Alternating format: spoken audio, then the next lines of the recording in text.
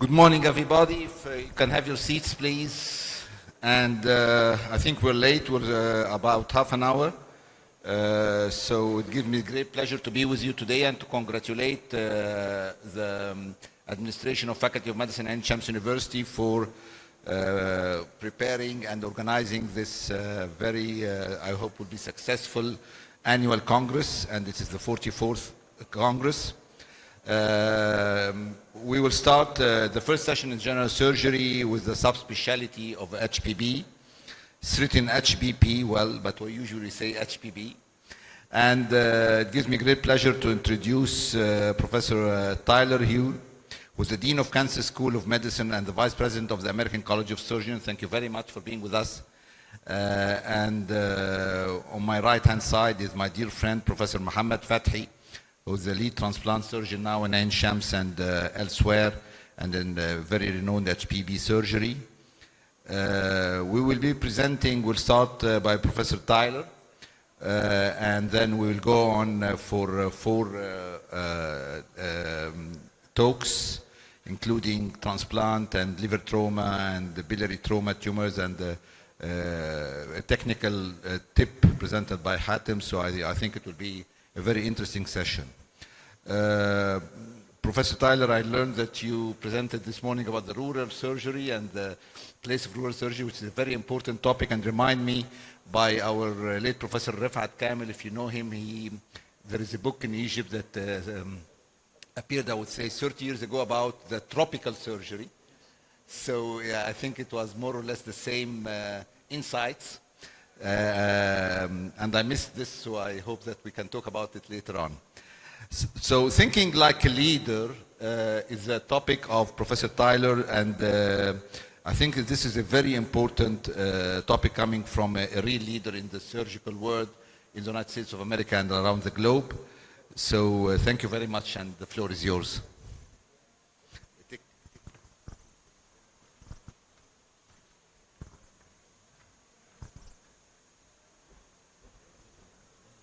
Good afternoon. It's a pleasure to speak with you again. There are no slides for this presentation, so no danger of death by PowerPoint.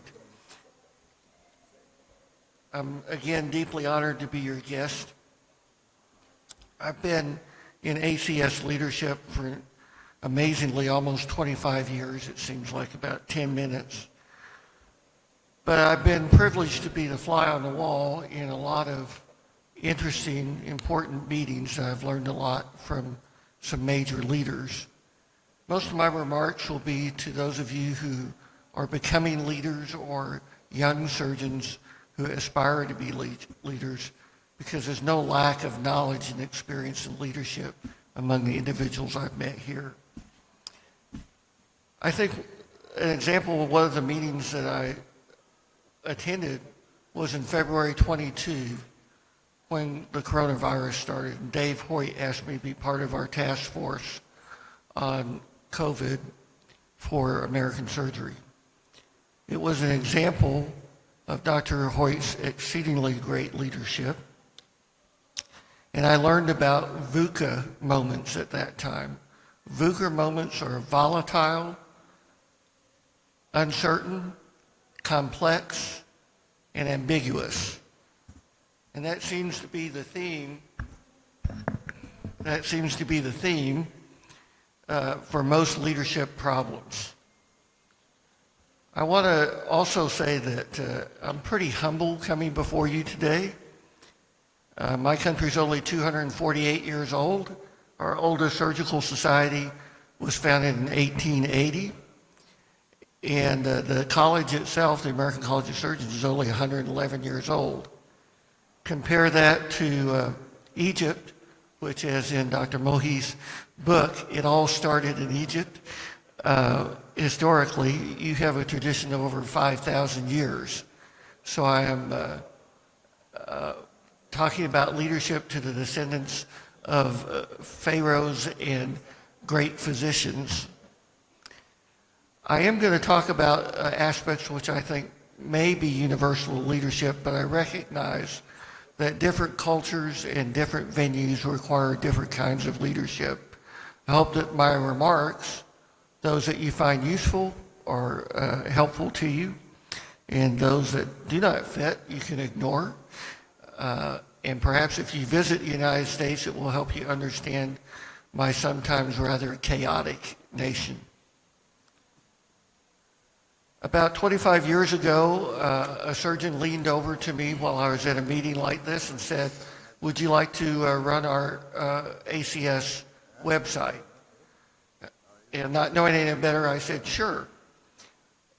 That led subsequently to my becoming a director of the American Board of Surgery, the founding chair of the Advisory Council for Rural Surgery, a governor of the American College of Surgeons, professor of surgery at the University of Kansas, secretary of the American College of Surgery, dean of one of their branches in Salina, and now first vice president, leading me to this moment before you, speaking to esteemed Egyptian physicians.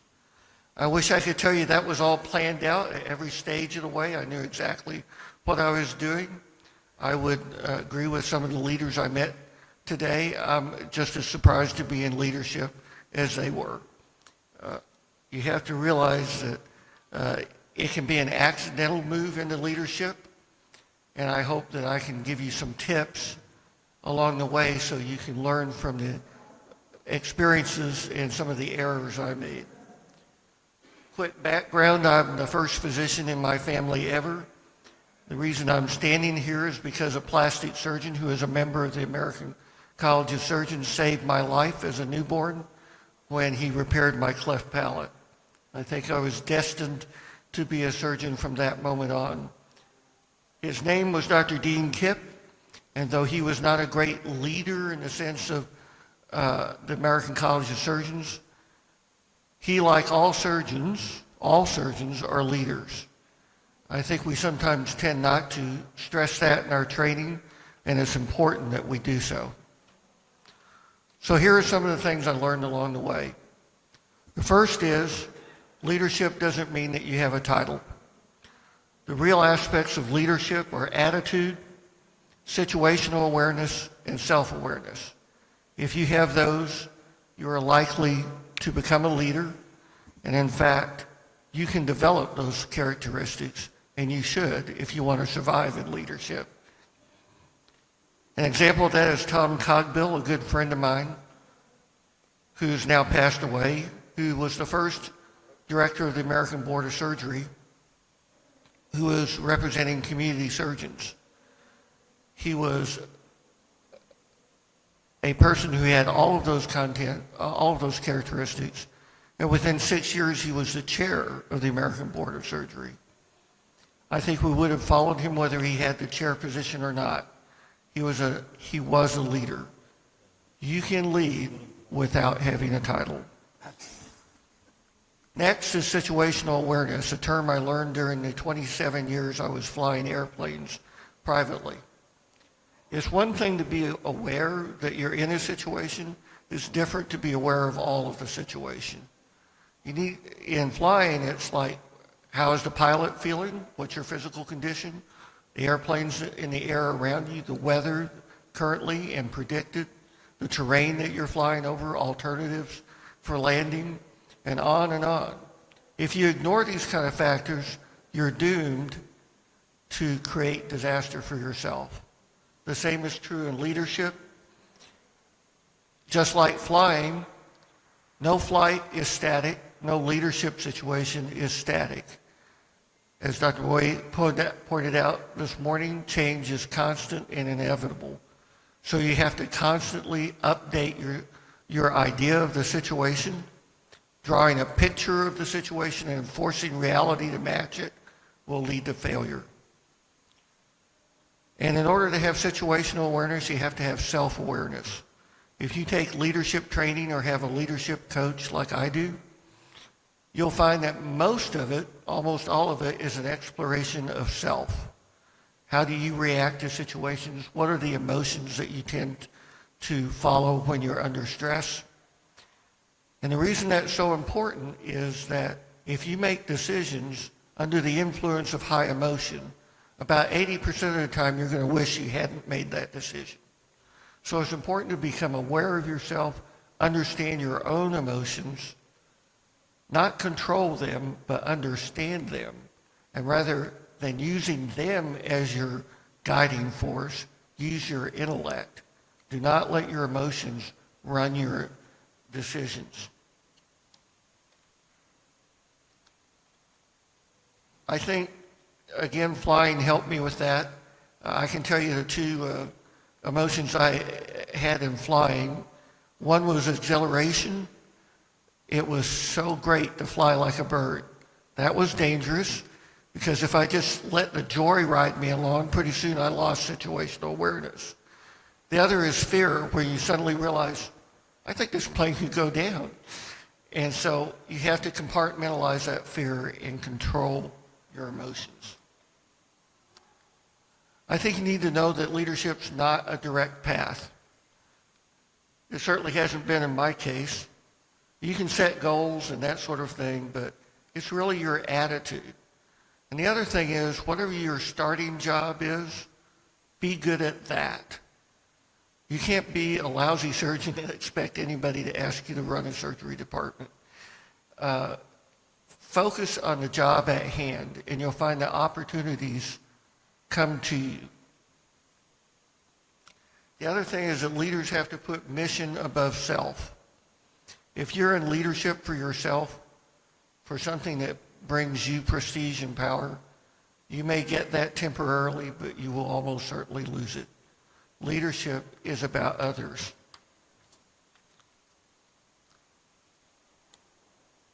I mentioned focusing on mission. What tends to happen in leadership is that suddenly it's Dr. So-and-so is a problem, or there isn't enough money is a problem, etc. Keep focused on what is the result you want, such as the topic we just heard on endometriosis, identifying a problem, building a solution, and getting to that result, rather than focusing on tangential issues.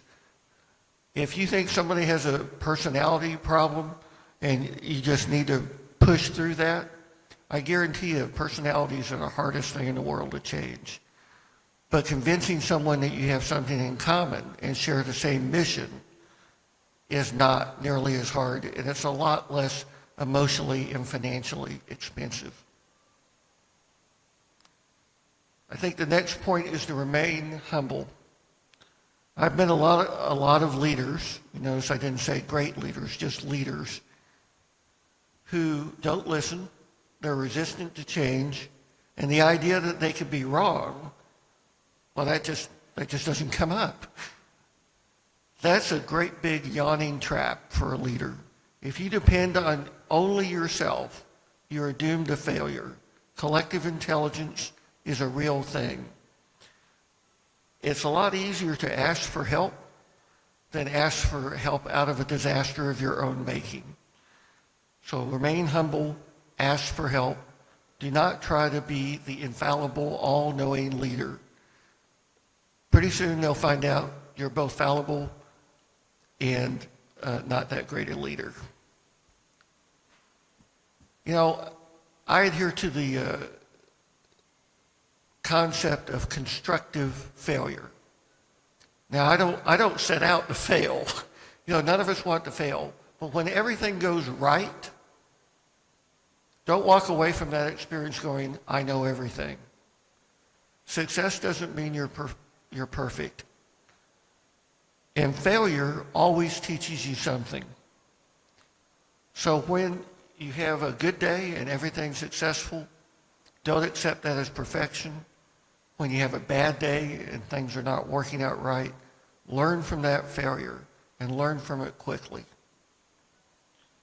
I think one of the greatest things and the toughest things for a leader, the higher you get in hierarchy, the less people are going to tell you you don't know what you're doing. They will say yes to you. So feedback from those that you're leading is very important. If they disagree with you, instead of saying, well, wait, I have 40 years of experience and I did this and I did that, you should ask yourself, why do they think I'm wrong? because you know what? They might be right. So learn from feedback, encourage feedback, even the feedback that you really don't want to hear, because that's probably the most important gift that those who are working with you can give you. The other thing is try to understand how people perceive you, because that gives you a great tool. You may not be able to change their behavior, but you can change yours.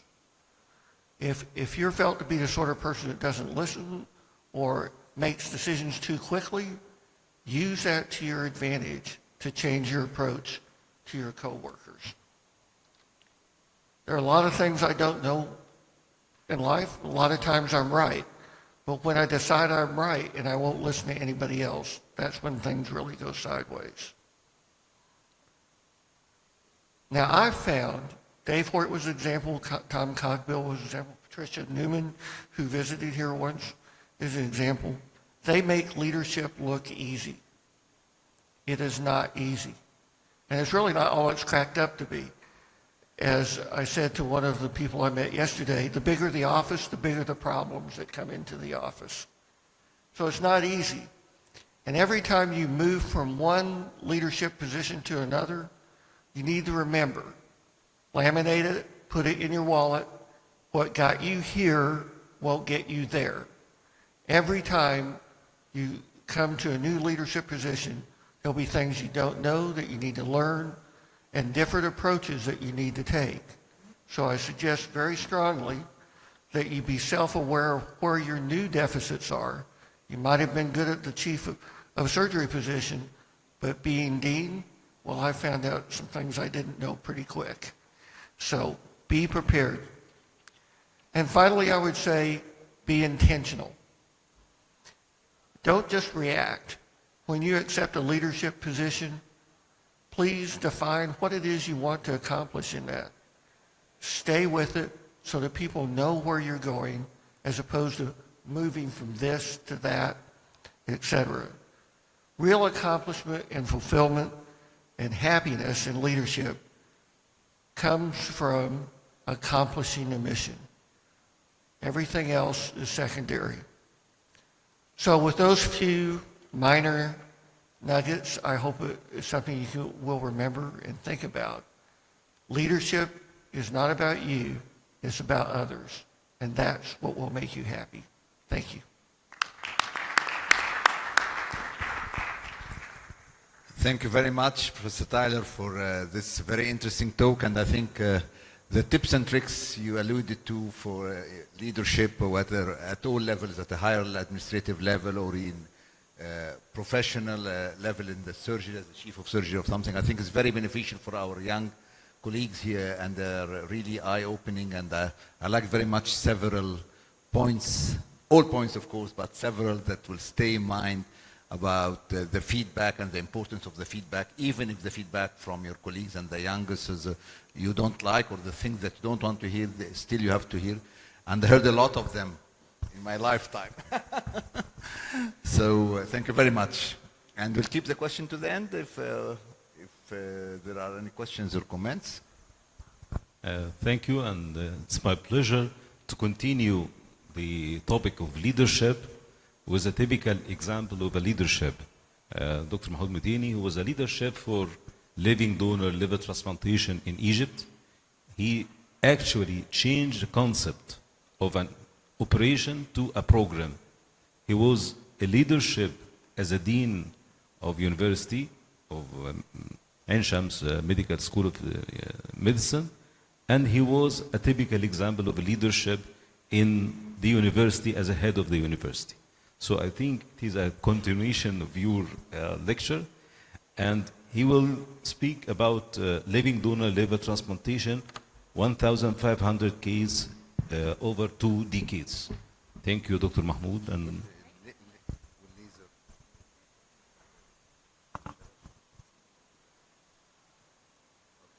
thank you very much, Mohammed, for the introduction. And Thank you for inviting me, and I would re-thank the faculty administration and all my colleagues, and Dr. Amr al-Husseini especially, who invested a lot of his time preparing everything with all of you. And I think it will be a successful event as usual, year after year, and it's growing. I'm very happy seeing this Congress growing year after year. The history of liver transplantation in Egypt, maybe some of you who are not very specialists in the subject doesn't know it, because it has been a tough history with the beginning of Professor Habib trial in 1991. Actually, it was not a successful trial for a living donor, and then a fertile trial for a cadaveric transplant not in a very well organized setting in the National Cancer Institute in 1996, until the real breakthrough started in 2001 by two teams, one in Wadi Nil and one in Dar al Fuad, two non-university hospital because it was not possible to start actually in a university hospital, although this was always the right place to perform this kind of practice. And I think it succeeded in 2001 because we realized, and everybody realized, that it's not an operation, or it's not something to say that we are a good surgeon. It's a program involving all disciplines, and that's why I think it worked by 2001 when we learned how to work together. So we learned that liver transplantation is a real program and not an operation. And it took us 9 years. We worked from 2001 until 2010 without a law organizing organ transplantation in this country. And I would say very humbly that I worked on this law back in 1996 when the late Professor Hamdi Said chose me as an advisor for him in the medical committee in the Egyptian parliament, especially for this law. So it took with my colleagues 15 years to issue this law that appeared in March 2010 when the Egyptian parliament approved it. And because we were very much accused all over the globe that we are practicing organ transplantation without a law organizing organ transplantation, the idea and the insight by that time that we must prepare to present this law to the whole world, and this was the first Congress, and as you can see, most of the American Society of Transplantation, the European Society of Transplantation, with some surgeons who are here in the hall with us, all of us presented and celebrated the start of an organized practice for organ transplantation. Of course, it's only up till now living transplantation, living kidney and living liver transplantation. And although the law organized and approved the cadaveric transplantation as well, that is not started up till now in Egypt, not because of any legislative problem, not because of any religious problem. All this have been solved. It's, I think, because of cultural and beliefs that we still have to work on it a little bit.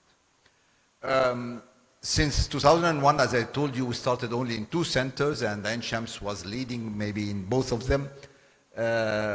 14 or maybe now up to 16 centers in Egypt are practicing living donor liver transplantation. We have been involved in most of them by one way or another. And we believed in the mid-90s and late 90s that transplantation is important, not because that we want to do liver transplantation as a prestigious, by that time, it's not anymore, everybody's doing it now, as a prestigious kind of surgery, but because the country needed, because we had the HCV and the HCC problem that is really outnumbering the numbers all over the globe. We had an HCV around 15% of the population, so we believed that 10 million Egyptians were suffering from HCV, and it was a huge problem now thanks to the DAs and the new medications that arrived and really eradicated the HCV. And HCC were 1/3 of the patients presented with HCC that you cannot do anything for them except transplantation. Sometimes even transplantation couldn't be done. Of course, the absence of the DDLT was a big problem, and again, I repeat that it is approved by our law, and the time maybe has come to start it. But the concerns has been always about starting the DDLT with the ICU structured, the logistics of it, and the full-time staff that, again, I think the time has come to tackle this problem. If my generation failed on this full-time staff within the universities, I hope that the next generation will do that.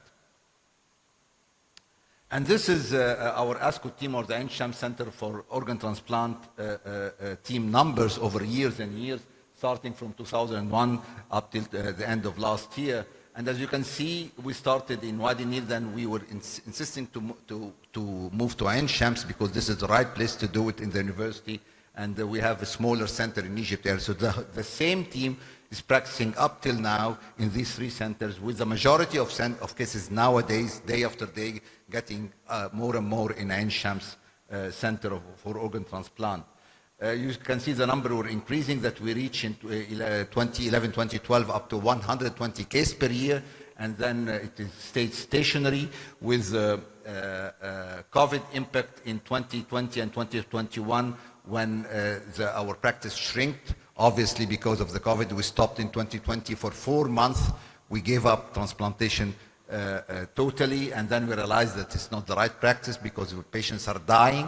We took some measures to reintroduce and restart, and 2021 it picked up a little bit, and we're still picking up, but we're never back to the numbers that have been in 2011, 2012 for different reasons. One of them is now we're approaching 20 centers, and we have a lot of debate about that. Should we have this vast number of centers, or should we concentrate it in 4 or 5 or 7 centers like the UK or like France, where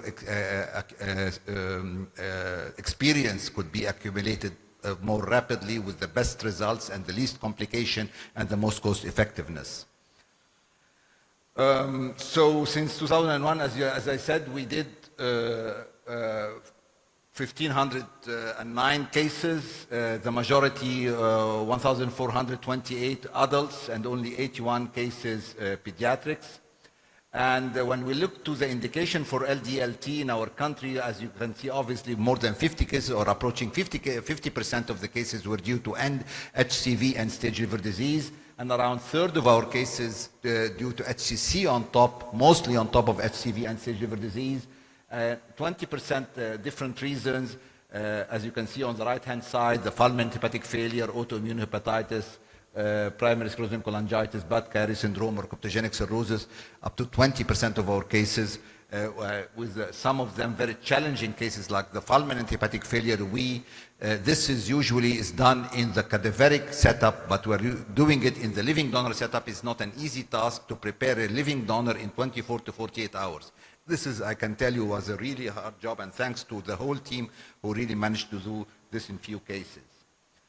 HCC cases, we bridge all cases. All newcomers are either bridge or downstage, with around 17 to 18% only with upfront liver transplantation, and we proved that to bridge the cases, even if they were within the Milan criteria, and by Milan criteria we mean the small HCC in numbers less than 3 or no more than 3 centimeters, which gives the best results. So the strategy, not only in our center but worldwide, is try to bridge everybody, because you never know when are you going to transplant the patient. So you need to make something for this hepatocellular carcinoma so as not to grow and become inoperable or something like that.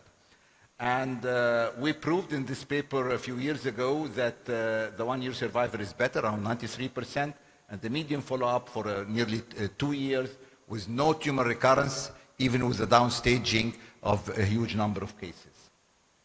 When we look to the demographic data of our cases, 93% were males and only 7% were females. And this is not a sort of discrimination, but really male patients get more liver cirrhosis and stage more than females. And our median age was 54, but we transplanted in the adult group up to, our upper limit was at the beginning 60, and then we went up to 65, but then we went up and we pushed the envelope more and more towards 74, 75, but in very selected cases, that is liver-only disease, no comorbidity, perfect heart, perfect kidney functions and everything. So in these cases, we can push the envelope a little bit. More than 80% of our cases were really end-stage, very sick patients, child C, with a minority of cases A and B, child A and B. Obviously, most of them were hepatocellular carcinoma. And our median MELD was 12. More than 50% of the cases, the usual MELD, the moderately sick patient, not very sick, from 14 to 20, around 54% of the cases, but around a quarter, nearly 25% of our cases were really very sick patients. And we proved in this paper that it's doable in the living donor because there has been belief that this very sick patient with high MELD, very fragile patient, they do better with a whole liver in a cadaveric setup, but even in a living donor setup, it worked and it gave good results, as you can see, with no real difference, except of course that the perioperative mortality was more than doubled. There's some technical tips that I will not bother you with, but we do every sort of technique that is possible to improve the inflow, to improve the outflow, to do any kind of biliary reconstruction, to use the splenic artery, replacing the hepatic artery if there is any sort of dissection. So we can always find a solution by facing any problem intraoperatively. What was the rate of our vascular complication? We have a very nice, less than 2% hepatic artery thrombosis, early or late. And the early have been managed always by immediate resurgery. And the late hepatic artery thrombosis, and by late I mean more than 7 days to 10 days, it's always anticoagulation and never reoperated. Portal vein thrombosis, again, less than 2%, one case of retransplant, and all of them have been treated by anticoagulation. And unfortunately, now it's 21 cases. We lost one case just 2 weeks ago that is not included here. And hepatic vein or the outflow stenosis have been managed always. It's not very frequent, it's a very rare complication, but always by radiological intervention and hepatic vein stenting. Biliary complication is really the Achilles heel of living donor liver transplantation, and around a third of our cases, approaching 30% of the cases have got some sort of biliary complication, leak, stricture, or both. And the majority, nearly all of cases are being managed by ERCP with or without stenting. And we very generous in offering the ERCP once, twice, 3 times, 9 times, 20 times, as much as we can to avoid surgery, with a minority of cases that needed a rendezvous, around 2%, and up to 4% with surgical reconstruction, usually after failed, of course, ERCP or PTC or rendezvous or both. The group of portal vein thrombosis, I think the number now jumped more than 144 cases, but I think we are the highest. We have the highest number of portal vein thrombosis in any center in the region, not only in Egypt. I've been 2 weeks ago in Saudi Arabia and 1 month ago in Emirates, and I think our numbers outnumber any center in the region of portal vein thrombosis. Not only this, we're transplanting any kind. As you know, portal vein thrombosis is from grade 1, 2, 3, and 4 with the whole tree thrombosed. We transplant all of them. But obviously, we don't go to the stage D or 4 except if it's an advanced end-stage liver disease in a young patient with no comorbidity that really we want to give him the chance. Of course, the results are inferior, and our technique for that is the majority of cases, the aversion and thrombectomy, jump graft in 12 cases, and 6 cases with inflow, collateral flow. The results were not very inferior, but of course, in terms of cold ischemia time and infectious, it nearly doubled. The overall complication, 50% versus 29%, statistically greater. And the rethrombosis rate, of course, was much higher in the portal vein thrombosis group. When we go back to our HCC group, actually, whether within Milan or beyond Milan, we had the same results. So as you can see, the time to recurrence, even in advanced cases, or the overall survivor, were no statistical difference between them.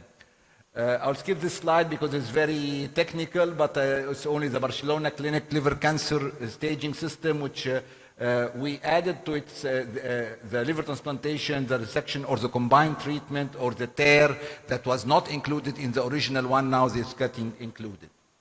If we go to the donor side, because the donor, of course, is without him, we cannot do any transplantation. We usually, this is the criteria of accepting our donor, and we usually go into 3 phases for preparing the donor. Donor safety is crucial, so the remnant liver graft should be at least 30% of the total liver volume. And since we have our first donor mortality, we had 2 donor mortality and 1 donor who have been retransplanted in emergency. So after three cases within the 1,500 case, we went up even to 35% at least of the total liver volume to be left behind. And we do liver biopsy as a routine, and we don't do any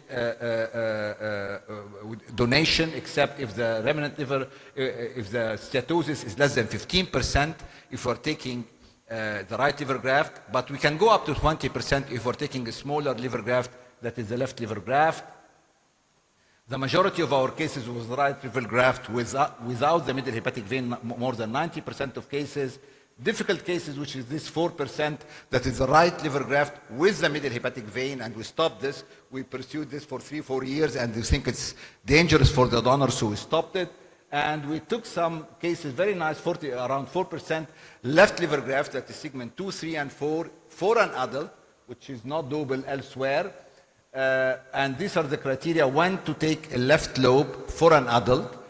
For the donor side, should be a relatively large left lobe. And if the right liver graft anatomy is complicated, so we want to do any danger for the donor, so we go to the left. But on the recipient side, he should be of a very lightweight, low child and low MELD, is not very sick patients. And of course, we do everything for decreasing the inflow, whether anatomically, surgically, or pharmacologically by sandostatin and other drugs to decrease the portal flow so as not to make any injury in the small liver graft. Portal vein, we usually, 94% are only bifurcated, which is the best anatomy, as on the right-hand upper panel. The difficult anatomy, the trifurcated portal vein on the right-hand lower panel, were avoided for 10 or 15 years, at least myself. But Muhammad Fathi, Muhammad Baha, Hani, Amr, and the young courageous surgeons, now they do all kinds of portal vein for the donors safely. Number of bile ducts, again, single bile duct is the best result and the easiest, with the best outcome and the easiest technique. But we cannot afford to reject patients for multiple bile ducts. So of course, approaching 50% of our cases are 2 bile ducts, and sometimes you have even 3 or 4 bile ducts. And again, we did it, of course, with some technical difficulties. We need to expand the donor pool and not to be very conservative as we used to be at the beginning. And these are the factors or the parameters that we resorted to increase the donor pool, either by accepting the HBP core antibody, which was rejected at the beginning of the experience. Now we are accepting it, or the donors with a factor 5 leader mutation. Again, after our single donor mortality, we thought, because there was no mistake in this donor, that this is the reason, and some sort of hypercoagulable state happened. Or these technical steps that we do, if the graft recipient weight ratio is less than 0.8% with the ideal graft, we take it, but we should be 100% sure that the donor biopsy is excellent, the patient is low child and low MELD. We do everything in sort of portal inflow manipulation, like ligating the splenic artery or even splenectomy to decrease the portal inflow, pharmacological portal flow reduction. We maximize the outflow by making all outlets, we anastomose them, whether V5, V8, doing an artificial median hepatic vein. Trifurcated portal vein, as I said, we accepted, and more than 2 right bile ducts. By this, we really expand our donor pool. This is our post-operative immunosuppressive protocol, which is very, I would say, orthodox and habitual everywhere, but I just want to say that we introduced the everolimus for the first time in this country as a kind of immunosuppression in these 3 scenarios. If there is CNI neurotoxicity, if the main prograph or neural made any sort of neurotoxicity, or renal impairment because it's renal preserving drug, or if the extended criteria HCC because it's an oncological treatment. The oncologists use the everolimus in their tumor words, so if we use it in the HCC, we believe it acts both ways as an immunosuppressive and an anti-cancer drug. Outcome in 20 years, global outcome, of course it differs according we're speaking to HCV group, the HCC group, it has to be segmented, but globally speaking, we had a 1-year survival around 88%, a 5-year survival more than 70%, and the 20-year survival around 42%. So, Mr. Chairman, ladies and gentlemen, the take-home messages from our long experience, more than 20 years now in LDLT in this country, is that successful LDLT requires optimal patient selection, timely transplantation, and decent learning curve, really decent learning curve. We shouldn't go anything rapidly or speed things.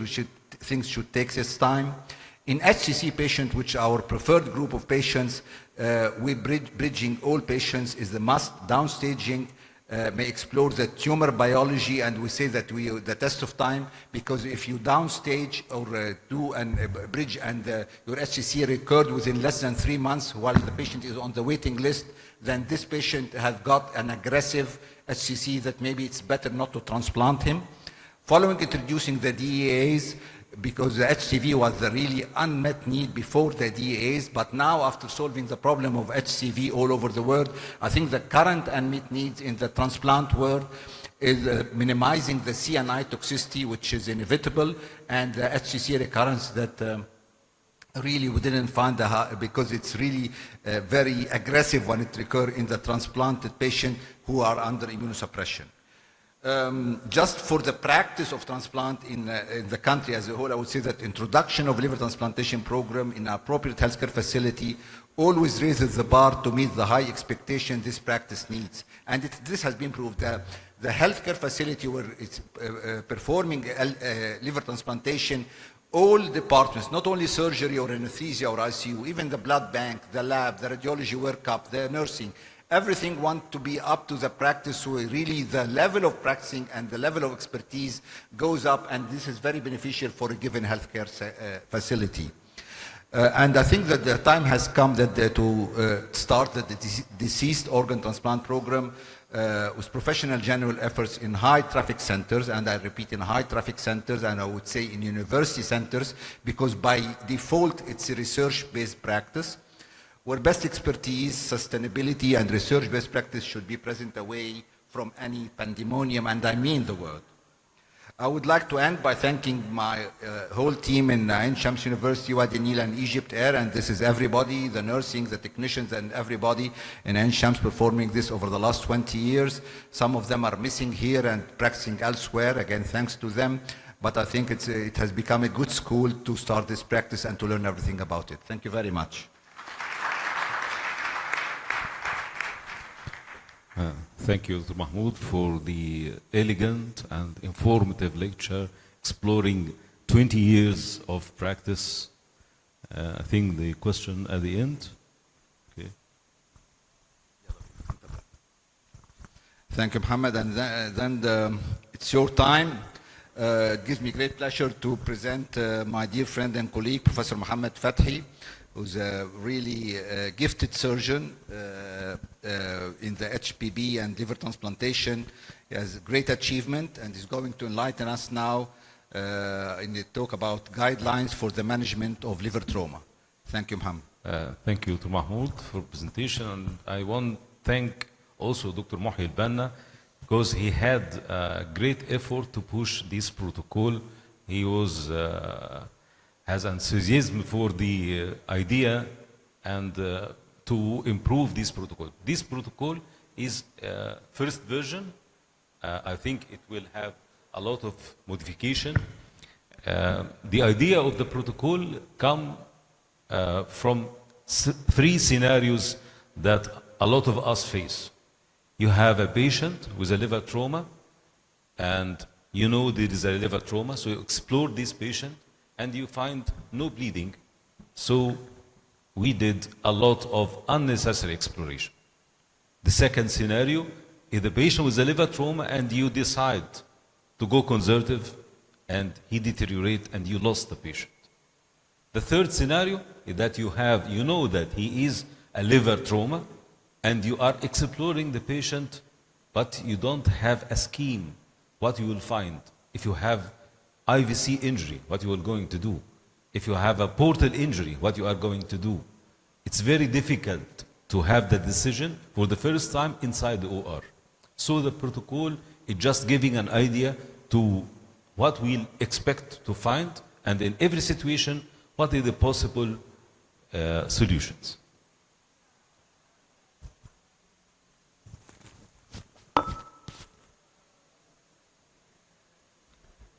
The protocol is following the recommendation of the World Society of the Emergency Surgery Guidelines 2020.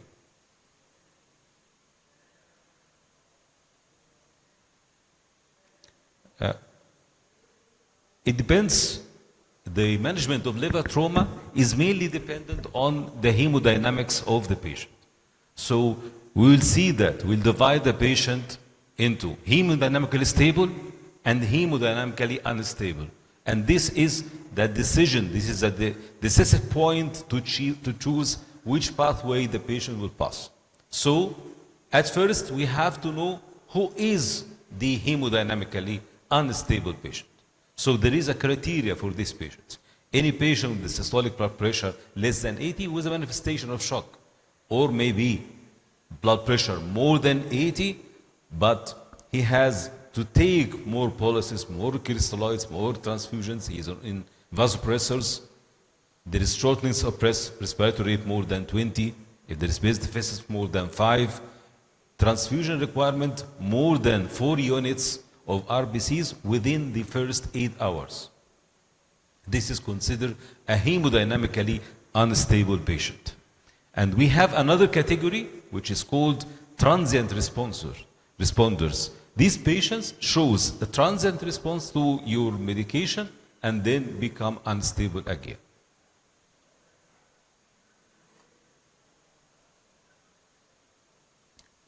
All of us know the classical classification of degrees of liver trauma, the AST classification. We have the WESS classification. They are similar, but the difference in the last category. So if you have any type of injury, it's grade 1 to 4, but hemodynamically unstable, they consider him as a severe injury. This is the general algorithm approach. So we will have the patient. We'll first divide the patient into 2 categories. Hemodynamically stable, and this will have this pathway, the green pathway, and hemodynamically unstable, and this will be the red pathway. In the green pathway, if the patient is stable, then the first thing will be triphasic CT. And through the CT, we'll have 2 questions to be answered. What is the degree of injury? First. The second, which is more important, if there is arterial flush, if there is an aneurysm. Because if there is an arterial flush, then you have to do angioembolization to stop this bleeding, radiological bleeding. And if no, then we'll continue conservative treatment. If there is a flush and you do angio, and the angio was successful, then we'll shift to the conservative treatment again. But if we fail, we can go to the OR if the patient is unstable. If the patient is stable, we can continue in the mild or moderate degree the conservative treatment. So this is the scenario for the hemodynamically stable patient. If we have a hemodynamically unstable patient, we will not have a CT. There is no time for CT. We just do fast ultrasound. And there is an injury or an unstable patient, then we'll go to the OR and we will next say what we're going to do in the OR, and we will explore the conservative treatment, what we are going to do exactly. This is the algorithm for the patient who are hemodynamically unstable. So you explore the patient. When you explore the patient, you will find either you have a minor bleeding or a major bleeding. If you have a minor bleeding, it's very easy to be controlled, and by different technique, maybe just compression, maybe taking stitches, making hemostatics, or mental packs. These are simple measures, and this is the area where the general surgeon should do. So at this stage, even in a hemodynamically who was unstable patient, it is the role of general surgery. Here we are not called the hepatobiliary surgeon. If you have a major bleeding, so you have a limited techniques. You will have either packing or Pringle maneuver. Or sometime we can do embolization if we have a definite bleeder, deep bleeding vessel you cannot reach, so the interventional radiology can do it intraoperatively. And it is feasible. If you did these techniques, packing or Pringle, and the bleeding is controlled, then you will have to search for the source. The source will be the portal vein, maybe the hepatic artery, or a deep vessel. And we'll discuss each one of them, what we are going to do. But on the bad scenario, you have a patient unstable, explored, severe bleeding, you put packing, you put Pringle maneuver, and still it is uncontrolled. Then you have a disaster, which will be retrohepatic IVC or suprahepatic IVC or the hepatic veins. And in this area, it must be a good hepatobiliary surgeon, because this is the most difficult and this is the highest mortality in the operations.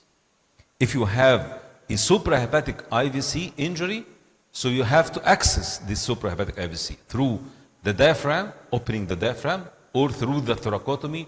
And if you have the facility, sometime a stenting will put to bypass the opening area in the IVC. If you have a retrocaval IVC injury, you will have to do immobilization, and again you will have to control the IVC above and below. Above, it will be suprahepatic or intrathoracic on the right atrium itself, and below, just above the renal vein, to make total vascular isolation together with the Pringle maneuver. Definitely, it's very difficult, because the patient, just when you try to do total vascular exclusion, there will be a severe hypotension in a patient traumatized, which is already hypotensive. So it will be difficult for management, for the surgeon, and for the anesthesia himself.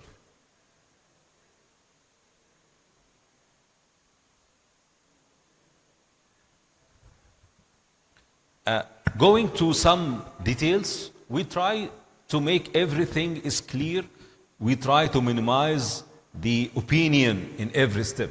So we asked the questions: which patient will be admitted to the ICU?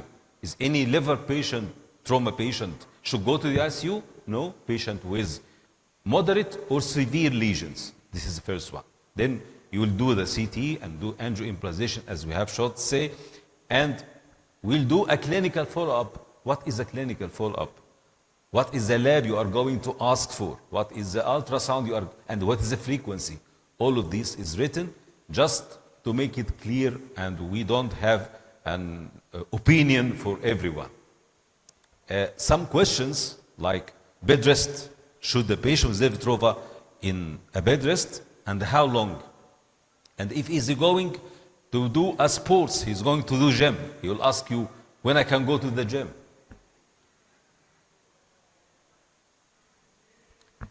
One of the debatable things, if we, would you start anticoagulation for a patient with a liver trauma? We're all afraid of this. But actually, these patients are liable to DVT and pulmonary embolism and mortality from this. So they, in the first 24 hours, you will anti-prophylaxis with the stocking and something like that. And after that, if there is no drop of hemoglobin, you can start the anticoagulation. And there is a definition. What mean by no drop of hemoglobin? If there is less than 1 gram from the previous day, there is no drop in the hemoglobin. Enteral feeding. Should the patient starts enteral feeding? It's usually within the first 72 hours. But there is some contraindication, like the patient hemodynamically, his own vasopressor, acidosis, hypoxia, or if he has a gastric aspirate, a lot. What is a lot? More than 500 within 6 hours. Should we repeat the CT? Yes, within 7 to 10 days. When we can discharge the patient? I need at least 72 hours after stabilization, so we can discharge the patient. And one of the points that may be missed from us, if you are going to discharge this trauma patient, will be alone at home. This is dangerous. If you are discharging the patient early, there must be someone with him at home, Because if any change, they can return him to the hospital.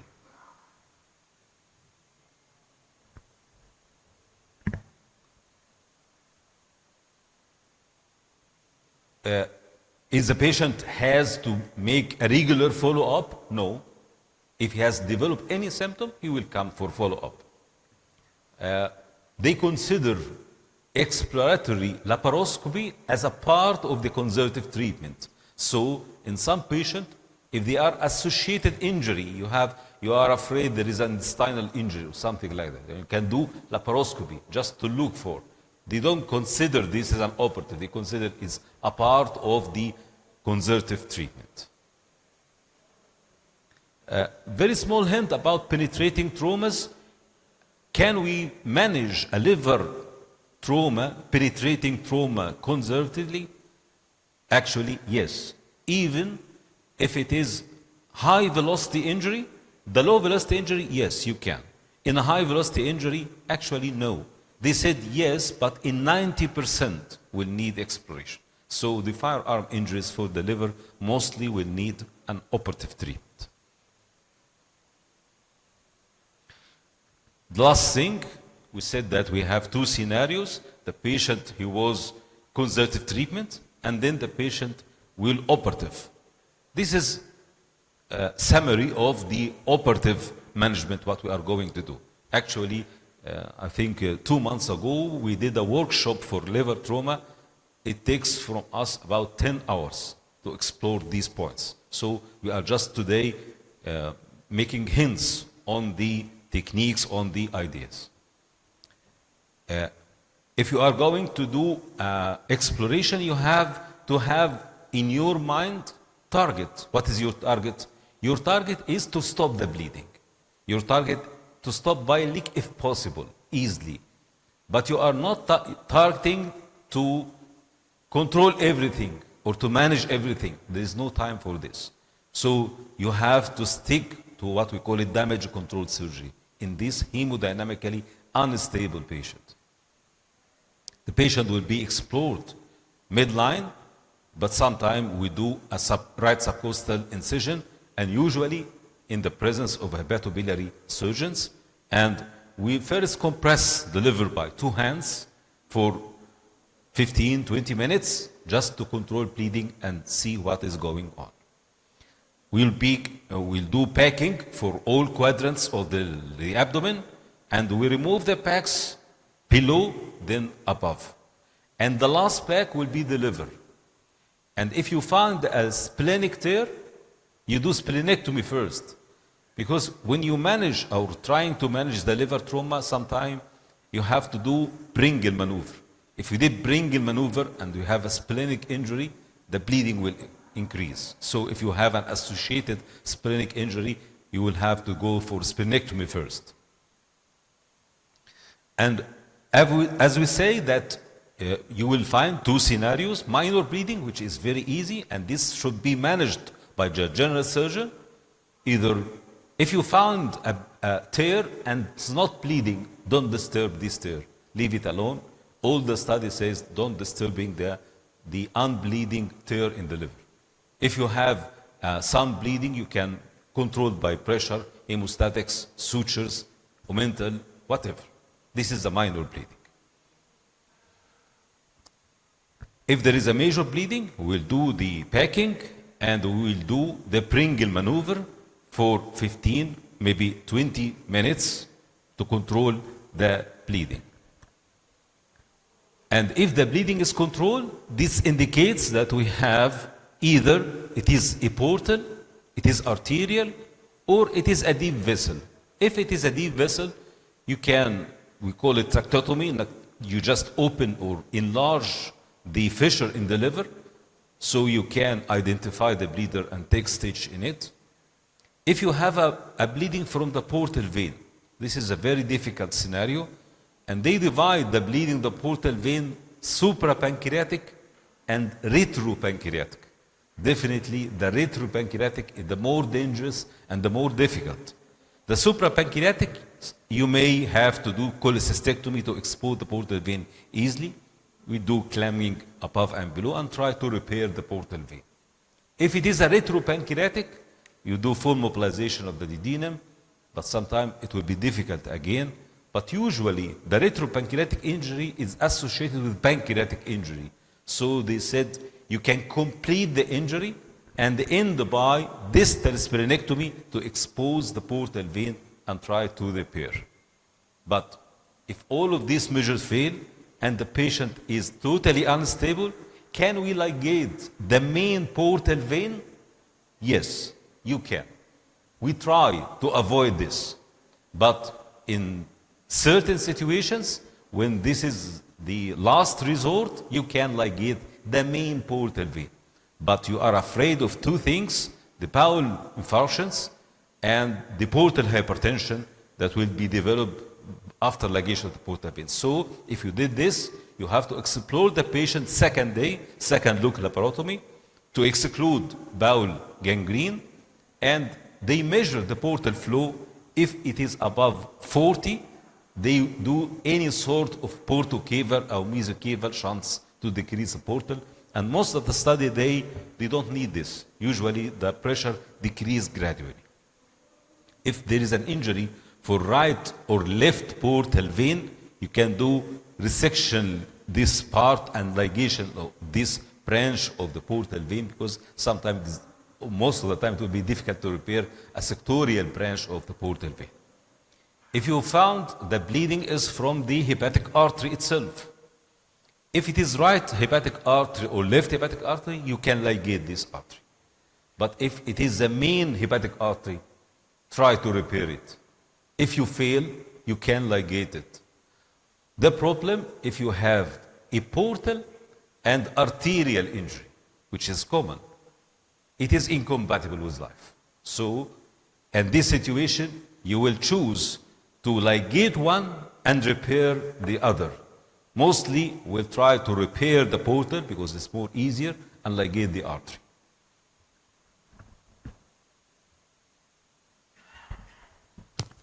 The last thing, if you have the bad scenarios, as we have just said, you have a bleeding in spite of the Pringle, in spite of the packing, which means this is a retrocaval IVC or the suprahepatic IVC. In these cases, as we have just said, that we have need a real good hepatobiliary surgeon, because we need, because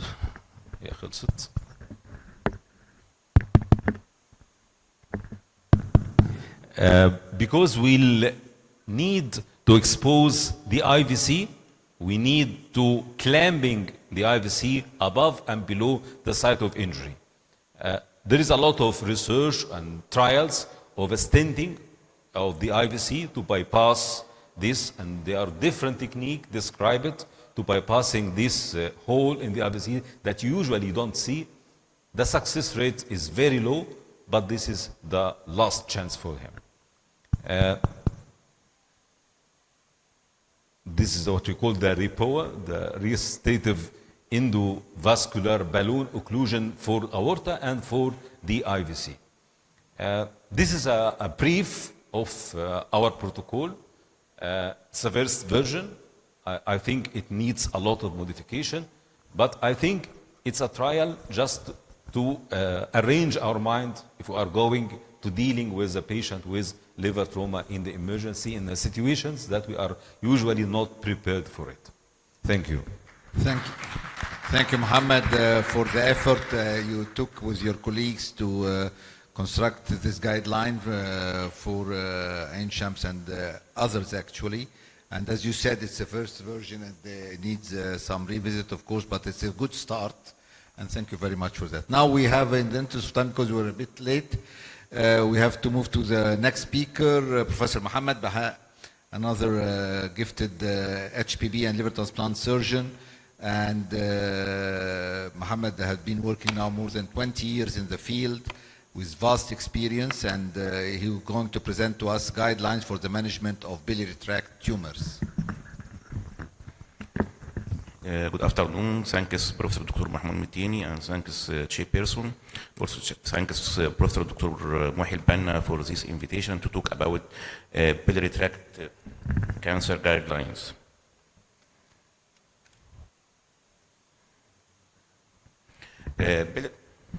Biliary tract cancer refer to spectrum of invasive tumor, usually adenocarcinoma, either arising from gallbladder or cystic duct called gallbladder carcinoma, or arising from biliary tree, either intrahepatic or extrahepatic called cholangiocarcinoma. Classification of cholangiocarcinoma according to 11th revision of International Statistical Classifications of Disease called ICD 11 edition. It's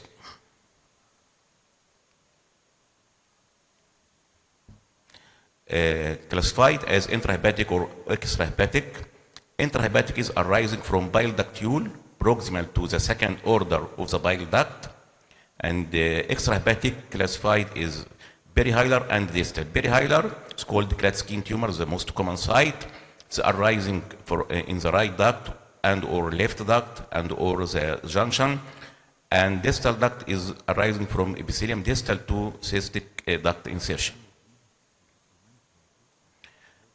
Another type of cholangiocarcinoma is called combined hepatocellular carcinoma and cholangiocarcinoma. It is a rare type and is associated with aggressive disease course and poor prognosis. Biliary tract account of about less than 1% of all human center, and cholangiocarcinoma is the second most common primary liver tumor, accounting for 10 to 15 of all primary liver cancer after HCC. Incidence is increased in region with liver fluke infection like India, China, Korea.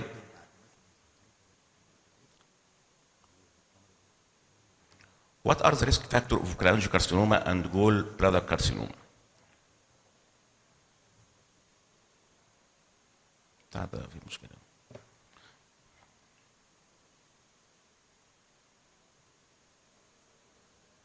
ممكن بس حد هنا لو سمحت بيعلق كتير قوي.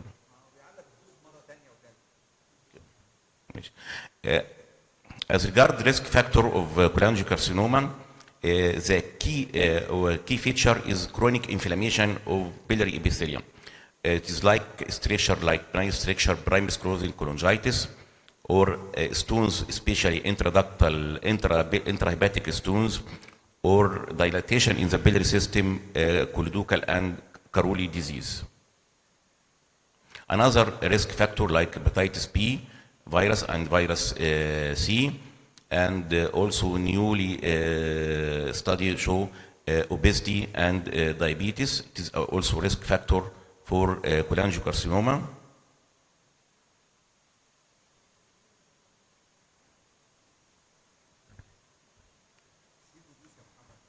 Okay.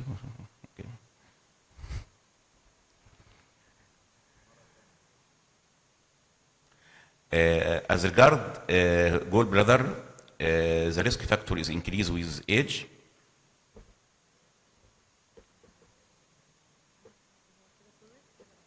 انا بعمل كده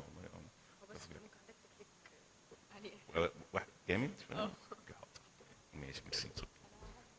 خلاص ميرسي ربنا يخليك شكرا. لا خلاص ميرسي.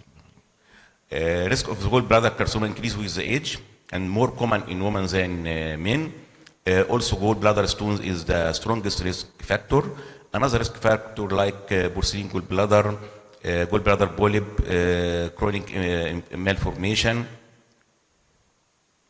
This table show all risk factor for cholangiocarcinoma and associated with types of the study like population-based study, meta-analysis, retrospective study, two case control studies.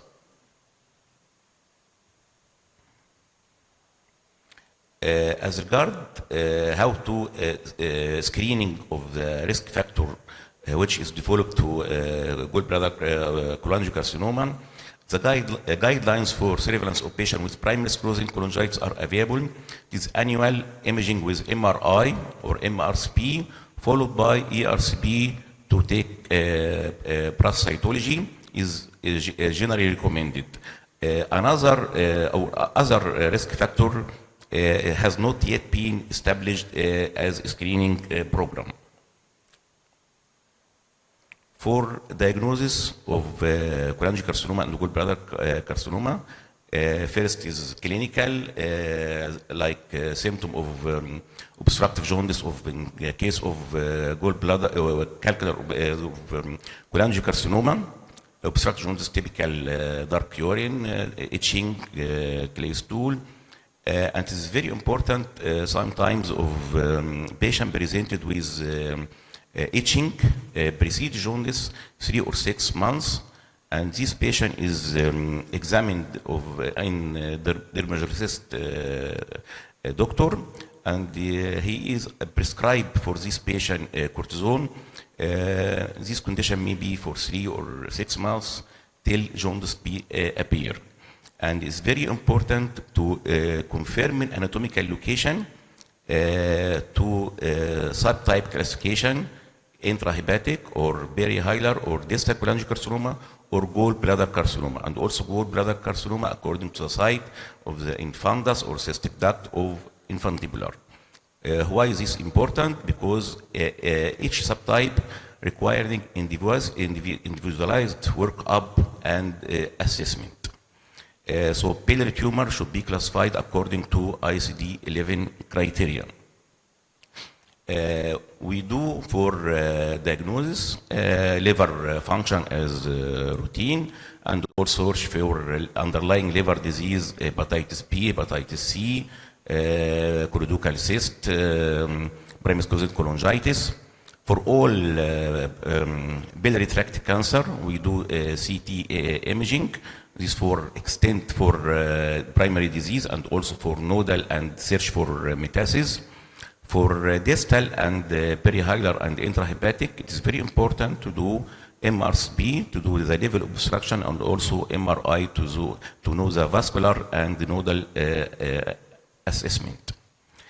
Also endoscopic ultrasound is important for identification of location of biliary obstruction, and also can be take biopsy from the tumor or from nodal involvement. BTC or ERCP is not routinely done. It is done only with relief to obstruction. Sometimes there is cases of biliary stricture. It is difficult to differentiate between benign or malignant. We can also do endoscopic ultrasound or do choledocoscope to visualizations intra-biliary system, and also can be do biopsy.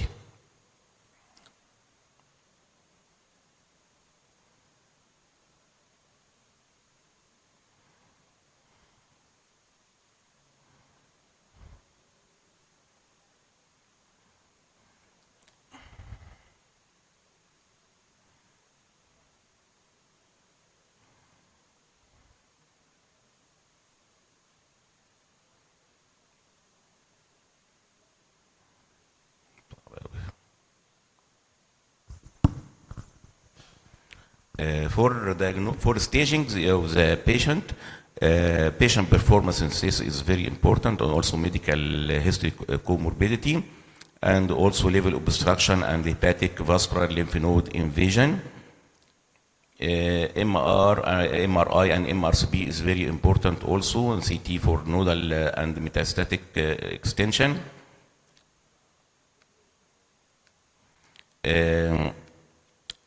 As regard to gallbladder carcinoma, FDG PET scan has a sensitivity and specificity about 80 to 90% for diagnosis, and it is not recommended for primary diagnosis. It allows identification of nodal metastasis and distant metastasis.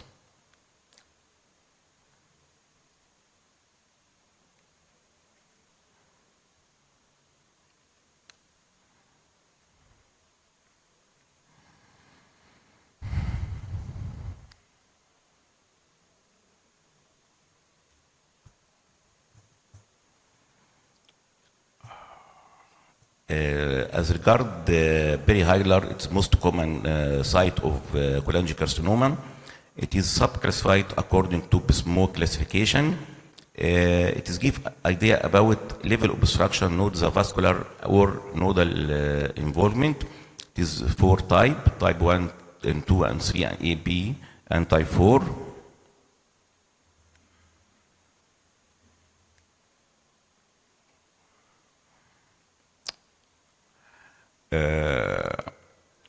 To assess the risk before operation or after operation, multiple studies emphasize the importance of pathology in assessing prognosis, tumor number and size, also surgical resection and microscopic tumor at the margin R1 resection, nodal involvement and microvascular invasion.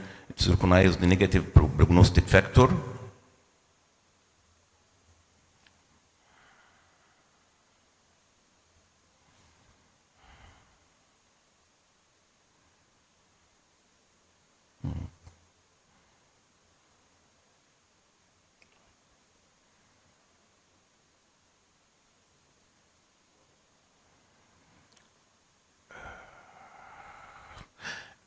A post hoc analysis of advanced biliary tract cancer show intrahepatic cholangiocarcinoma.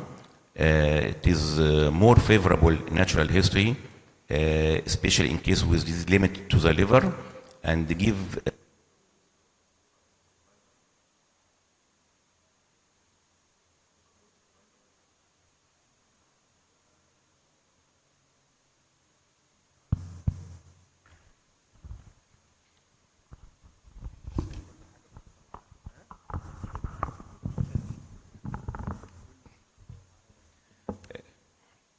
post-hoc analysis of advanced biliary tract cancer study revealed a median overall survival of intrahepatic cholangiocarcinoma compared with non-intrahepatic cholangiocarcinoma, more favorable and for natural history. Additionally, recent analysis reported patients with intrahepatic and liver metastasis have significantly worse prognosis than patients with solitary tumor.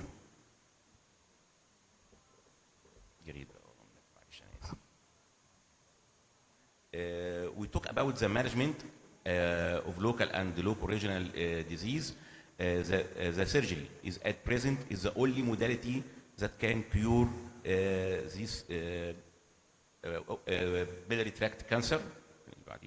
The aim of the surgical is to reach R0 in most of the cases, but sometimes, especially in perihilar cholangiocarcinoma, it is difficult to reach this R0 and can be reached for R1, and it is also standard of care to remove all lymph node in the hepatoduodenal ligament.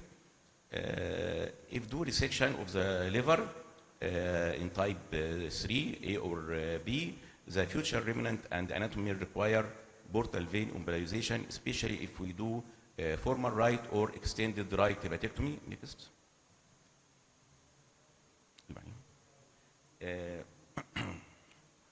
For prognostic parameter should be considered when assessing prognosis, like presence of lymph node involvement or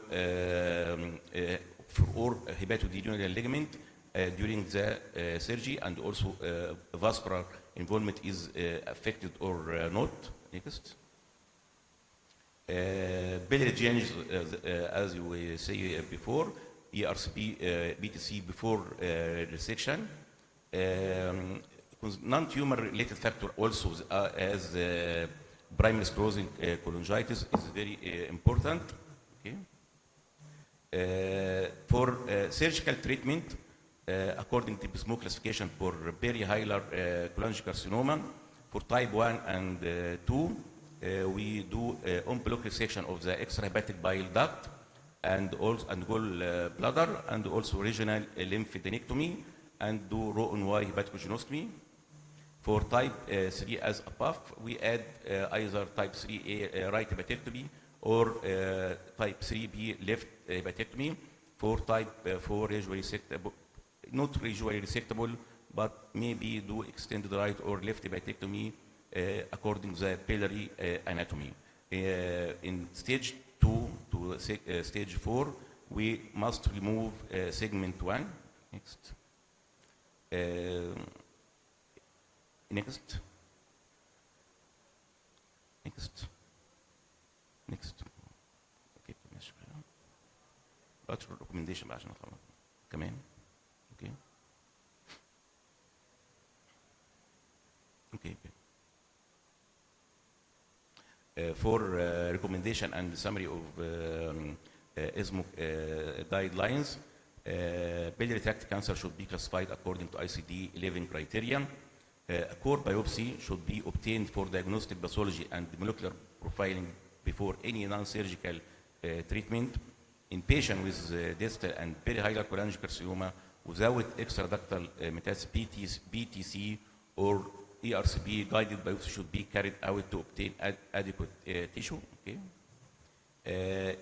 If the ERCP guided biopsy are negative or inconclusive, endoscopic ultrasound guided fine needle aspiration may be an option to obtain biopsy. Molecular analysis is recommended in advanced disease considered suitable for systemic treatment. Tumor marker elevated CA19 is non-specific, but it is high elevated, is associated with poor prognosis and can be useful for assessing response to the treatment. Next. MRI and MRCP is a reference examination for local extension and level of the obstruction of the biliary tree, and also for identification of hepatic metastasis and vascular involvement. CT is a main examination for lymph node and metastatic extension. FDG PET scan is not recommended for primary diagnosis, is only for distal metastasis and nodal metastasis.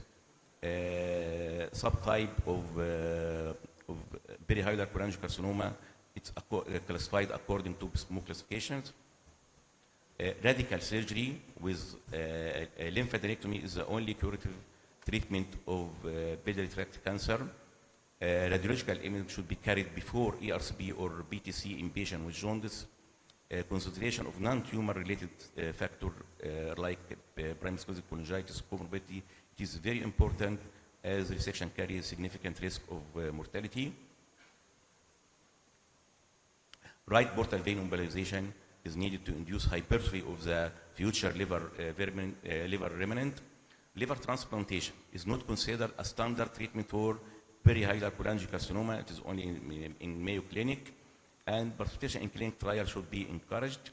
In case of incident, as regard gallbladder carcinoma, in case of incidentally diagnosed gallbladder carcinoma after cholecystectomy, reoperation with radical intent should be offered to sufficiently fit patient with stage 1B, T1B disease, provided there is no metastatic spread. Resection of some of all segment 4B, segment 5 of the liver is carried out together with lymphadenectomy. Okay. Resection of both sides may be also considered if the gallbladder is not removed with a bag of if the gallbladder is perforated. Curative intent for tumor located at the infundibulum require resection of the bile duct, the adrenal pump, and potentially the pancreatic head. Okay. خلاص. اخبار خلاص. خلاص. Okay. Thank you.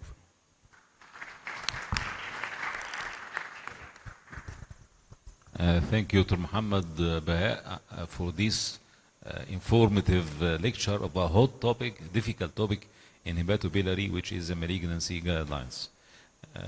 And now we can shift to the next speaker, Dr. Hatem Said. Dr. Hatem Said is a professor of hepatobiliary surgeon and one of our eminent surgeons and talented surgeon.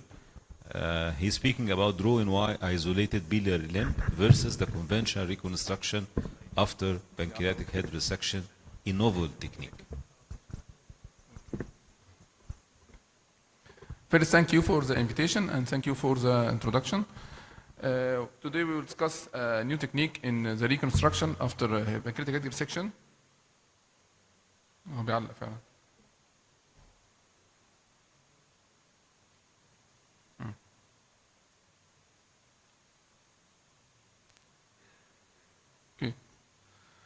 Open operation or pancreatic duodenectomy or cephalic pancreatectomy. It still represents the main radical treatment of pancreatic head and periambular tumors.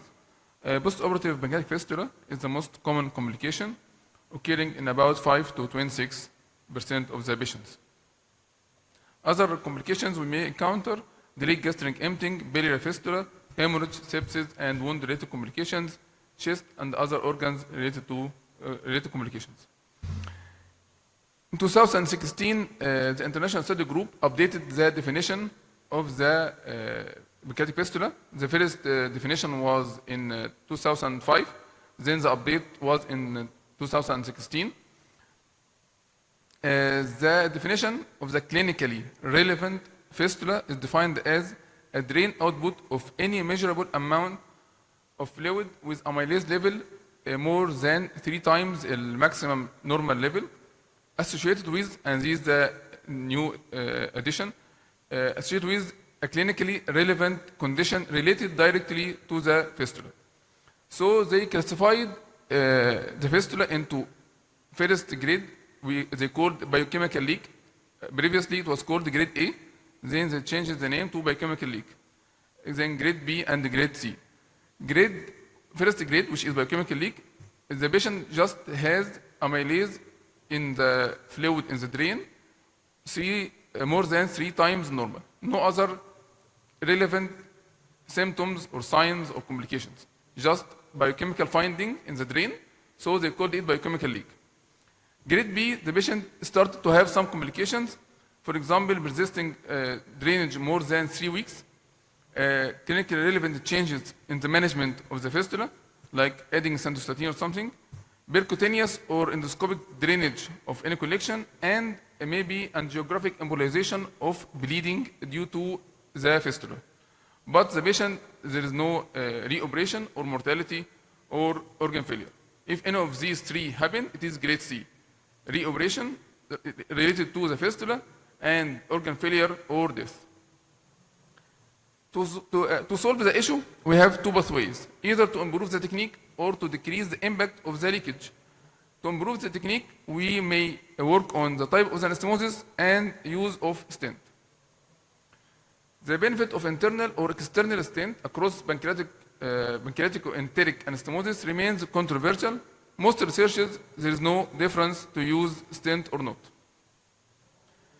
As for the type of the anastomosis, the pancreatico-enteric anastomosis, this paper in 2008 does type of pancreatic genostomy after pancreatic duodenectomy decrease rate of fistula. They said that the invagination is better than other techniques. Then years afterward, in 2018, the ductal mucosa technique started to take some upper hand. This paper says that there is no difference between both. The optimal choice for pancreatic anastomosis after pancreatic duodenectomy, they said that there is no difference between both. And then they still in 2008, there is no difference, the ductal mucosa is not better than invagination. Then ductal mucosa become to be said that it is better, and in this paper, critical appraisal of the techniques of pancreatic anastomosis following pancreatic duodenectomy, they say that ductal mucosa was associated with lowest rate of clinically relevant fistula. But at the end, in 2022, there is no difference between any of the techniques of the pancreatic anastomosis. It is related to the surgeon's preference and which he can master better than others. Okay, on the second arm, to decrease the impact of the fistula, in this paper in 2008, they studied the impact of isolated row and Y pancreatico-jejunostomy. Isolated row loop pancreatico-jejunostomy versus single loop. It was based on the theory that reducing the activation of pancreatic juice by biliary secretions will decrease the incidence and severity of the fistula. Advantages of the isolated row loop pancreatico-jejunostomy included preventing mixing both bile and intestinal content and the pancreatic juice by use of by using of a long isolated row and Y loop. Moreover, bile reflux is a well-recognized factor associated with the induction of acute pancreatitis, and the less activation of pancreatic secretion by bile afford better and faster healing in the event of an anastomotic dehiscence. Finally, if pancreatic fistula occurred, it will be a pure pancreatic fistula, not a mixed fistula. But still, with this technique, isolated pancreatic limb, we have still biliary reflux and delayed gastric emptying. So what is the definition of both? Biliary reflux gastritis is a poorly defined entity associated with early satiety, abdominal discomfort, and vomiting, and reflux nearly occur on all patients after single loop conventional reconstruction. Diagnosis is by upper GI esophageal impedance test. Results in delayed, the biliary reflux results in delayed gastric emptying, which occur in about 20 to 30% of all patients. How to manage? We have two pathways also, anti-reflux drugs and divert bile away from stomach. So the same study group, international study group of pancreatic surgery, defined the delayed gastric emptying by the requirement of reinsertion of nasogastric tube after post-operative day 3 or failure to resume oral diet by post-operative day 7, and graded it into A, B, and C. Okay, now our hypothesis is to solve the issue of the fistula by decrease the impact of leakage, and to solve the issue of the biliary reflux by diverting bile away. Diverting bile away from both pancreas and the stomach. The methodology was cohort prospective study group in Ain Shams University hospitals. Have 40 and 40 patients. Inclusion criteria, all patients eligible for WIBL. Exclusion criteria, patients with had previous biliary or gastrointestinal anastomosis, or had vascular reconstruction, and of course pylorus preserving pancreaticodynostomy. These steps in the operation: during the resection, hanging the pancreatic neck before resection, and the other picture for the image after complete resection. And number C is the presence of anomaly, which is the main hepatic artery was originating from the semicystic artery directly, not from celiac trunk. Now, operative details: all patients had the same technique for pancreatic anastomosis, ductal to mucosa, and the same technique for bilioenteric anastomosis, interrupted sutures 4 or 5-0 BDS. These steps of the pancreatic anastomosis, ductal to mucosa, in 4 layers. As you see, first posterior layer of pancreatic choanostomy, ductal to mucosa, and third layer. The difference is that in group A, the reconstruction was as following. We do the pancreatic anastomosis, then the gastric anastomosis, anticolic, then we resect or incise the small bowel about 40 centimeters from the gastrojeanostomy. Then we do the biliary anastomosis. Then at the end we recontinue the bowel by doing enteroenteric. As you see in these pictures, we start with the pancreatic anastomosis. Then we go through the gastrojeanostomy, and then we about 4 centimeters we incise the intestine, and doing the bilioenteric anastomosis, and at the end enteroenteric anastomosis.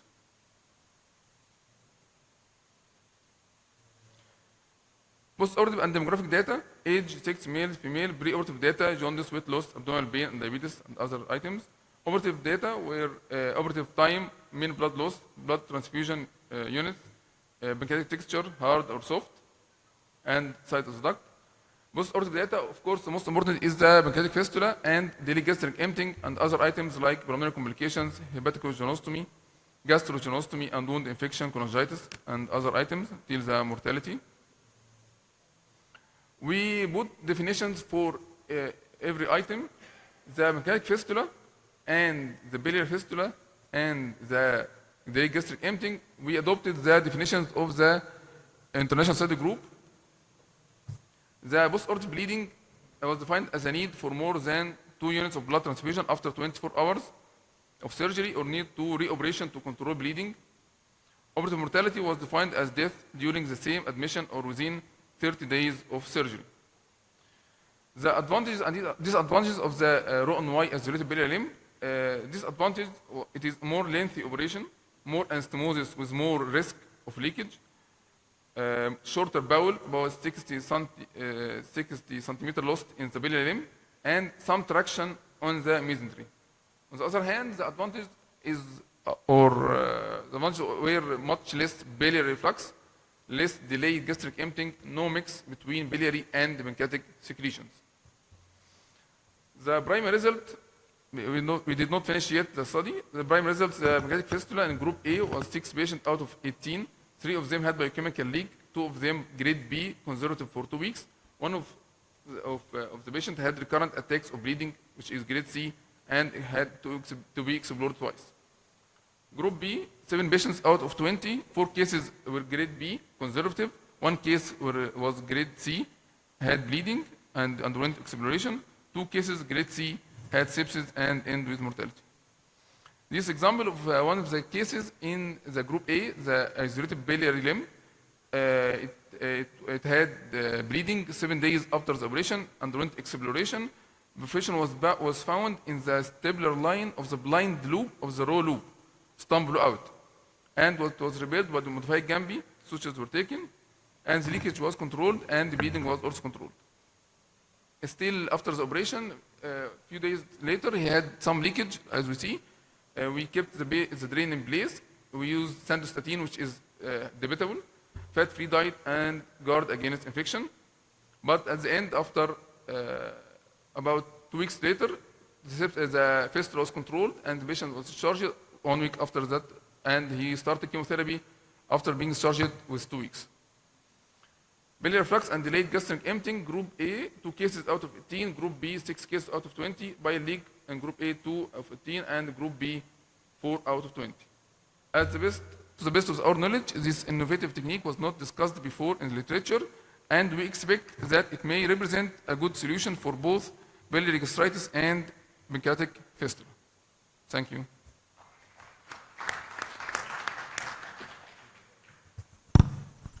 Thank you, Hatem, for your presentation and your innovative idea and the good work. So really, it's a very good piece of work. But just a comment about the last part that has not been discussed before in the literature. I think it has been discussed in several congresses. The last one has been mentioned. I told you that 1 month ago was in Emirates, and somebody presented about it. So it will be good if you finish rapidly and publish it before others. Yeah. We'll keep the question to the end. And I think now we'll shift to the last speaker, Dr. Ahmed Tahir, going to present to us about something from GE. It's a GE symposium and about the agile hybrid labs, AI-assisted ORs. Everybody's speaking about the AI, in, not only in medicine, but everywhere. It's invading us and our life, which I'm not sure will be a good practice, but in the OR, yes, it will be a good practice. So thank you, Ahmed, for being with us, and you're going to present the GE Healthcare RGS modality leader, modality or modified leader anyway. It's about the AI-assisted ORs. Yes. So you have the 15 minutes, but if you can be a little bit as speed as possible. Thank you. Well, as an engineer, I'm the biggest man in risk in here when it comes to AI, but still, it might make us smarter. So that's why we are featuring the AI in ORs. So thank you very much for the introduction, Doctor. It is my pleasure to be your presenter for this amazing and fascinating technology from GE. So we believe that ORs and interventional suites in general can benefit out of AI, out of technology. And this is what we're going to touch base on today. So the challenge that we face daily is all about patient access, varied practices, as well as the complexity of the procedures that we face on a daily basis. And this is why we came up with a solution that might simplify these complex procedures. It is the ALIA IGS-7. The ALIA IGS-7 is a robotic lab, and it combines the best of both places, the OR and the interventional lab. On daily basis now, we start to augment some of the modalities that we use out of the OR, out of the interventional suite, into the interventional lab, and this is what GE is trying to tackle with this amazing technology. So this is not a C-arm. This combines the world of mobility from the C-arm and the world of high output or high generator systems as much as in the interventional labs. And at the same, it also combines the experience of OR and interventional tables. So in this setup, let's say we have a mobile C-arm and it's working with a cardiolucent or a radiolucent interventional table, but then we can also combine this with an OR table, a breakable OR table for complex procedures and for complex surgeries. So as you saw, this amazing C-arm, it's a high-power C-arm, 100 kilowatts generator, but it can move all around the lab if you would like to have a different setup, depending on the complexity of the procedures, la qadar Allah, in case of complications. So this can be combined as an interventional suite as much as a surgical OR suite. Not only this, you can also combine the automation that comes with such a mobile technology. So as you can see here, we took some parts from the world of the C-arm and integrated this into an interventional lab, so you can still control the C-arm as much as you can do in the interventional lab with the detector controllers. So you can do the LAO, RAO, the cranial and caudal. You can also utilize some movements of the table, which might not be the case with C-arms. The system also features the touch panels, where you can integrate all of the controllers of the generator, of the X-ray, of the dose, and even of the mechanics and the movements of the C-arm and the table. All automated, all can be registered and loaded as customer or patient profiles. And just with a touch panel, in 2-3 steps, 2-3 touches, you can switch from one user experience to another user experience. And of course, since we talk about accessibility and patient coverage, you can cover the head, you can do right femoral, arm, or even left axis, depending on the procedure and depending on the clinical need. And it enables more space. And here we can appreciate the unique design of this C-arm.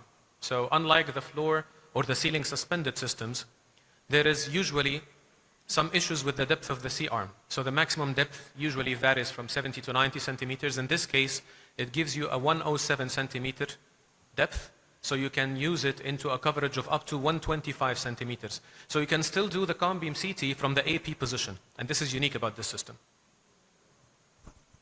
Also for fellow anesthesiologists, or even for echocardiographers, for TEE professionals, it is also easier to access the system without moving the patient, without moving the table. The C-arm still fits and aligns with the environment of the OR or of the interventional lab. And also, we value this nice automated movement. So here, with a specific feature about the long table, from a left axis, the system can automatically adjust the SID, which is not available properly in most of the systems available in the market. So without moving the patient, the system just adjusts the SID to the best SID to give you the best image quality and the best coverage as well.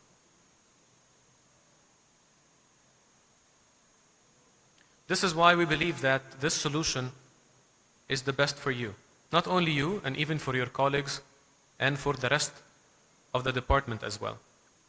One of the key features that we have started with is the AI. So how would I benefit out of AI in an OR suite or an interventional suite?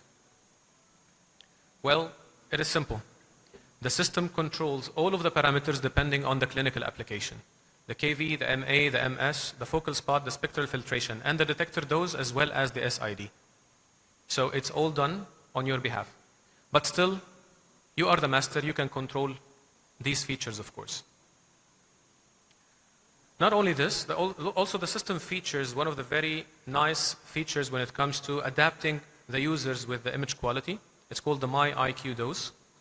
Simply, you can choose the temperature of the image or the template of the image. If you have previous experience with other systems and you feel like I'm more relaxed with a specific image structure, then this can be also applied. This is the only cosmetic part about AI. But the rest, it's up to you. As we said, the system facilitates the COM-beam CT acquisitions, even at the AP position, so you can eventually do these amazing images, which are CT-like images, with the maximum detector coverage of 41 to 41 centimeters. So the volume that you can acquire is the biggest in the market. It's up to 28 by 28 centimeters. And of course, when we speak about technology, we speak about applications. We all carry different phones, but the main factor that makes us use either or is the applications. The system is fully loaded with a lot of applications which cover nearly every single available clinical complex procedure or complex practice that you're looking for. For example, one of the most unique features that we have with the ALIA IGS-7 surgical suite is the liver assist virtual parenchyma. Unlike others, we not only choose to show you the way to the lesion, but also we give you more idea based on AI about the affected part of the liver that might be affected with chemoembolization therapy, let's say. Also, we can augment the visualization of the vascularity along with the 2D fluoro that we are using. All easy, all automated, featuring the utilization of the 3D COM-beam CT. And of course, we do the same not only for liver, but for others. But this is the only part that we miss. I hope that the augmented reality, the virtual parenchyma, was available for any organ. But here, you can still see the way and you can track the vessel to the lesion. And of course, needle-assisted applications, which is a common practice, let's say now in Europe and the US, as well as giving you further fusion and further navigation using the unique Interact Active Tracker. So we have a very small kit, as much as you can see in here, in order to fuse the COM-beam CT images with the ultrasound images from GE. Of course, we never forget the peripheral vascular, and the system is fully loaded with a lot of clinical applications that might benefit into the vascular area as well. And last but not least, speaking of the dose, which is one of the most important topics for long exposures, as much as we can see in ORs with C-arm or even in interventional labs, this system integrates with the dose watch module, which is the brain that collects the dose from the whole of the departments of the interventional lab as well as from the radiology department. So you can easily check each patient and understand what type of dose this patient was exposed to, not only in the interventional lab, but also across the radiology department. Thank you. Thank you very much. That brings us to the end of this session, unless there are questions that the audience would like to ask. Thank you very much for your presentation from GE. Thank you. And we have seen the future. Thank you very much.